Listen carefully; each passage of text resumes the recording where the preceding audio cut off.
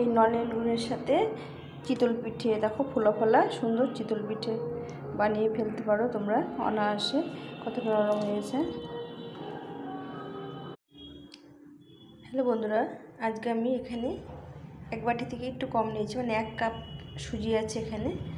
1 cup সুজি দিয়ে আমি একটা পিঠে বানাবো, চিতল পিঠে।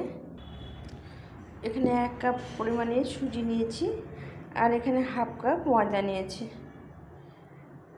আর তার মধ্যে দেবো 1 চিমটি লবণ। 1 চিমটি লবণ দিয়ে প্রথমে এটাকে ভালো করে একটু মিশিয়ে নিতে হবে দুটোকে। তো আমাদের যদি পিঠে খেতে ইচ্ছে করে, যদি চালের গুঁড়ো না থাকে, আমরা এইভাবে সুজি পিঠে বানিয়ে নিতে পারি। এখন এর মধ্যে দিয়ে দেবো যে বাটিতে আমি সুজি নিলাম, সেই বাটি 2 বাটি মতো জল দিয়ে দেবো। দিয়ে এটাকে কিছুক্ষণের জন্য ভিজিয়ে রাখতে হবে। দিয়ে এখানে ভালো করে নিয়ে ভালো করে ভিজিয়ে রাখতে হবে। যে পরিমাণে আমরা সুজি নিলাম সেই তার ডবল জল নিতে হবে। 10 মিনিটের জন্য এটা ভালো করে ভিজিয়ে রেখেছিলাম। এখন একটু খাওয়ার মানে সোডা দেবো। এটা হচ্ছে বেকিং সোডা, বেকিং পাউডার না। তো এটা আমি দিয়ে আবার একটু মিশিয়ে নিলাম। বেকিং সোডা দেওয়ার জন্য একটু জল দিয়ে দিলাম।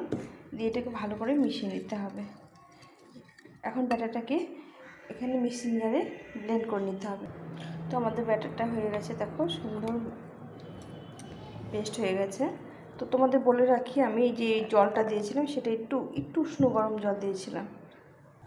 তো এখানে একটা কড়াই বসিয়ে দিয়েছি, কড়াইটা একটু গরম হয়ে গেছে। এখানে আমি একটু তেল ব্রাশ করে দেবো। তো আমি এখানে ব্রাশ দিয়ে না, আমি বেগুন কেটে বেগুনটা দিয়ে আমি ব্রাশ করে দিলাম। এতে খুব ভালো হয়। আগে মা ঠাকুমারা এভাবে ব্রাশ করে দিত বেগুন কেটে কেটে, আগে তো অত ব্রাশ ছিল না। তো চলো, এখানে ব্যাটারটা দেখো সুন্দর হয়েছে। তো এখানে আমি 1 হাতা করে তুলে নেব।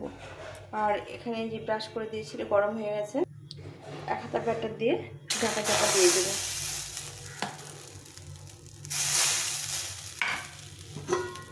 কিছুক্ষণের জন্য ঢাকা চাপা দিয়ে দেবো। তো বন্ধুরা দেখো, আমার জালিদার চিতল পিঠা হয়ে গেছে খুব সুন্দর। এইভাবে সবগুলো বানিয়ে নিতে হবে। দেখো কি জালিদার সুন্দর সুন্দর চিতল পিঠা তৈরি করে নিলাম।